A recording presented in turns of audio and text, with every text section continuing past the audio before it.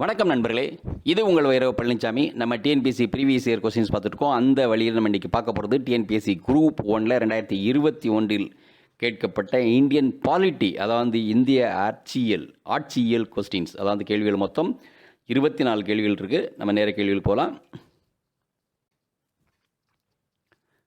முதல் கேள்வி, இந்திய அரசியலமைப்பின் எந்த சரத்து தீண்டாமை ஒழிப்பு பற்றி குறிப்பிடுகிறது? A 16A Sarath, B 17 Sarath, C 18 Sarath, D 19 சரத்து. சரியான பதில் B 17 சரத்து 17. இரண்டாவது கேள்வி, எந்த கருத்தியல் இந்திய ஒற்றுமையை அச்சுறுத்துகிறது? A வகுப்புவாதம், B பொது உடைமை, C மக்களாட்சி, C சோசியலிசம். சரியான பதில் A வகுப்புவாதம்.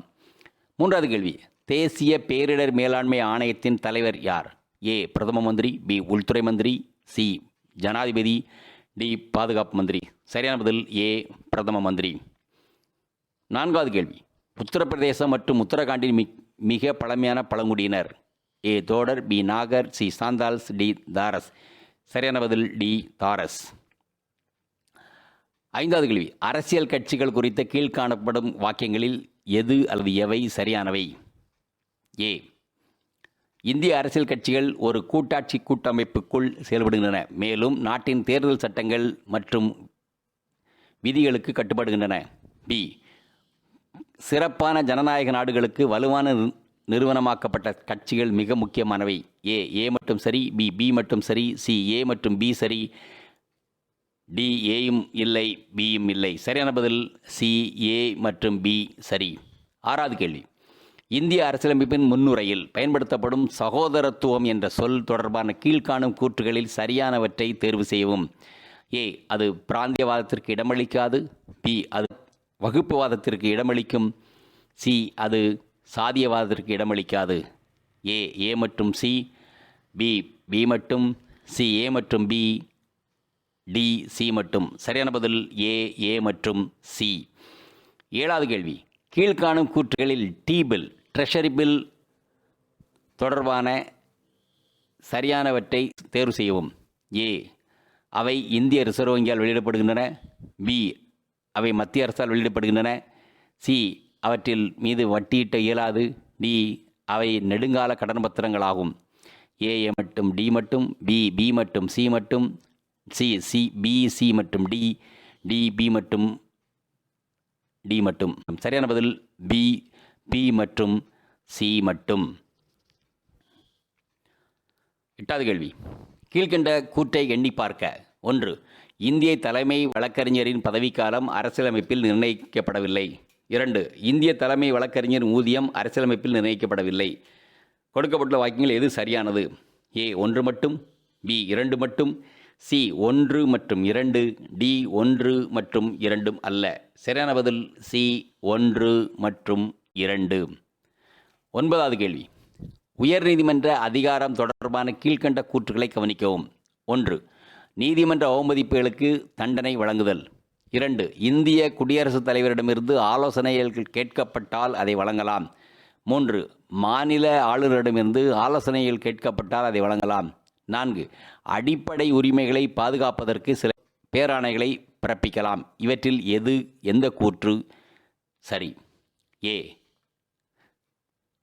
1 மற்றும் 4 மட்டும், பி 1, 2 மற்றும் 4 மட்டும், சி 1, 2, 3 மற்றும் 4, டி 2 மற்றும் 4 மட்டும். சரியான பதில் ஏ 1 மற்றும் 4 மட்டும். 10வது கேள்வி, இந்திய அரசியலமைப்பின் எந்த அட்டவணையில் பஞ்சாயத்து முறையின் ஆற்றல், அதிகாரம் மற்றும் பொறுப்புகள் குறிப்பிடப்பட்டுள்ளன? ஏ 7வது அட்டவணை, பி 6வது அட்டவணை, சி 10வது அட்டவணை, டி 11வது அட்டவணை. சரியான பதில் டி 11வது அட்டவணை. 11வது கேள்வி, கீழ்கண்ட கூற்றை கருதவும். 1 ஆளுநர் குடியரசுத் தலைவரால் நியமிக்கப்படுகிறார். 2 அவர் மத்திய அரசாங்கத்தால் நியமனம் செய்யும் நபர் ஆவார். 3 வரைவு அரசியலமைப்பு சட்டம் ஆளுநர் நியமனத்திற்கு மறைமுக தேர்தல் முறையை வழங்கியது. 4 அரசியலமைப்பு நிர்ணய சபை ஆளுநர் தேர்தலுக்கு மறைமுக நியமன முறையை எடுத்துக்கொண்டது. சரியான விடையை தேர்ந்தெடுக்க. ஏ 1 மற்றும் 4 மட்டும் சரி, பி 2 மற்றும் 4 மட்டும் சரி, சி 1, 2 மற்றும் 4 மட்டும் சரி.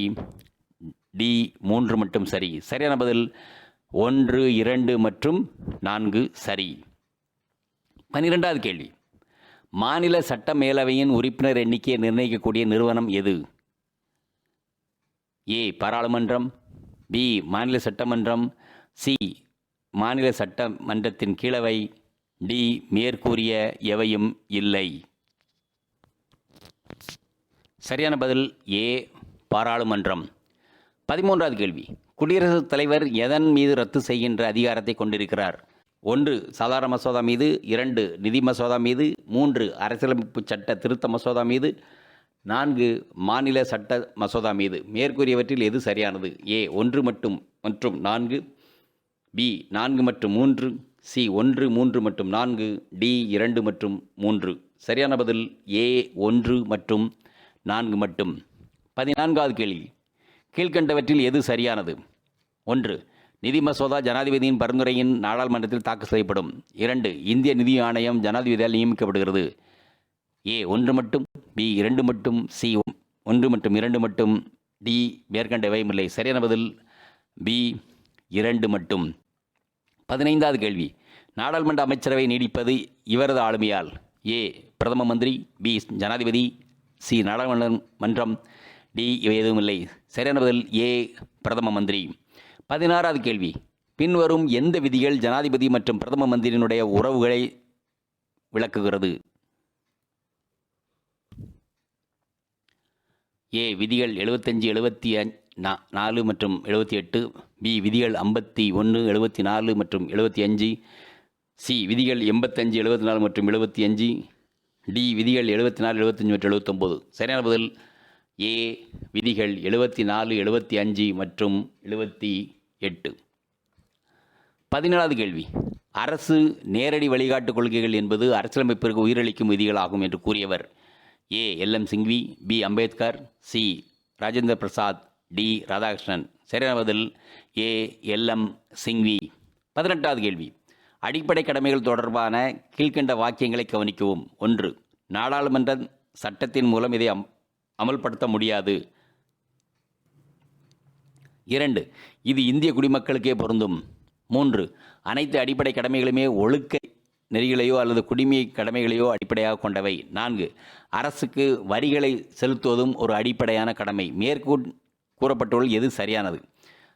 ஏ 2, 3 மற்றும் 1 சரியானவை, பி 1, 2, 3 மற்றும் 4 சரியானவை, சி 2 மற்றும் 3 சரியானவை, டி 1, 3 மற்றும் 4 சரியானவை. சரியான பதில் சி 2 மற்றும் 3 சரியானவை. 19வது கேள்வி. பின் வருவனவற்றுள் எந்த அடிப்படை உரிமை சட்ட உரிமையாக மாற்றப்பட்டது? ஏ சமத்துவ உரிமை, பி சுதந்திர உரிமை, சி மத உரிமை, டி சொத்துரிமை. சரியான பதில் டி சொத்துரிமை. 20வது கேள்வி. 2008 86வது அரசியல் சாசன திருத்த சட்டம் மூலமாக சேர்க்கப்பட்ட அடிப்படை கடமையை கண்டறிய. ஏ தேசிய கொடியை மதித்தல், பி நமது நாட்டை பாதுகாத்தல், சி அறிவியல் உணர்வை மேம்படுத்துதல், டி 6 முதல் 16 வயது குழந்தைகளுக்கான கல்வி கற்பும் வாய்ப்பு வழங்குதல். சரியான பதில் டி 6 முதல் 14 வயது குழந்தைகளுக்கான கல்வி கற்கும் வாய்ப்பை வழங்குதல். 21வது கேள்வி. கீழ்கண்ட கூற்றை கருதவும். 1 அரசியலமைப்பு சட்டம் பாராளுமன்ற அரசாங்க முறையை நிறுவியுள்ளது. 2 பிரதம அரசாங்கத்தின் தலைவராவார்.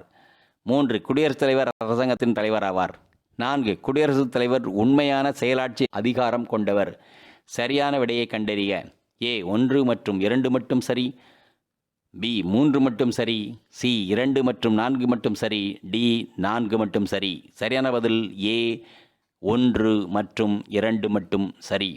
22வது கேள்வி. இந்திய அரசியலமைப்பில் குறிப்பிடப்பட்டுள்ள இந்தியாவின் பெயர் யாது? ஏ இந்தியன் மற்றும் இந்துஸ்தான், பி இந்தியா மற்றும் பாரதம், சி பாரதம், டி இந்தியா பாரதம் இந்துஸ்தான். சரியான பதில் பி இந்தியா மற்றும் பாரதம். 23வது கேள்வி. கீழ்கண்டவற்றை பொறுத்துக. சட்ட உறுப்பு 38, பி சட்ட உறுப்பு 48A, சட்ட உறுப்பு 39D, சட்ட உறுப்பு 39A. சரியான பதில் 4123. 4123. சட்ட உறுப்பு 38B பரம்பரை சொத்துடைமை அளித்தல். சட்ட உறுப்பு 48A சூழலியல் மற்றும் சுற்றுச்சூழல் மாசுபாட்டிலிருந்து பாதுகாப்பு. சட்ட உறுப்பு 39D சம வேலைக்கு சம ஊதியம். சட்ட உறுப்பு 39A ஏழை எளிய மக்களுக்கு இலவச சட்ட உதவி.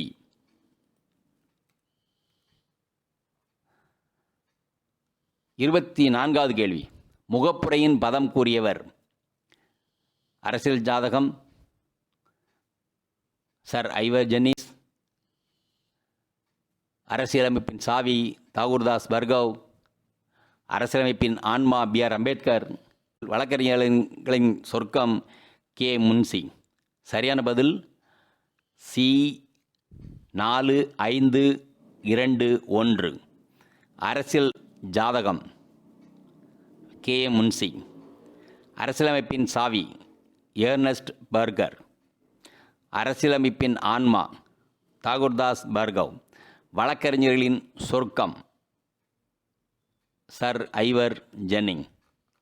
இதோட இந்த கேள்வி முடிஞ்சது. மீண்டும் இன்னொரு கேள்வியோடு நம்ம மீண்டும் சந்திப்போம். மிக்க நன்றி. இந்த வீடியோ உங்களுக்கு பிடிச்சிருந்தா லைக் பண்ணுங்க, ஷேர் பண்ணுங்க, சப்ஸ்கிரைப் பண்ணுங்க, கமெண்ட் பண்ணுங்க, பெல் ஐக்கன் பிரஸ் பண்ண மறந்து போயிடாதீங்க. அப்பதான் நாங்க போஸ்ட் பண்ற வீடியோவோட நோட்டிபிகேஷன் உங்களுக்கு வரும்.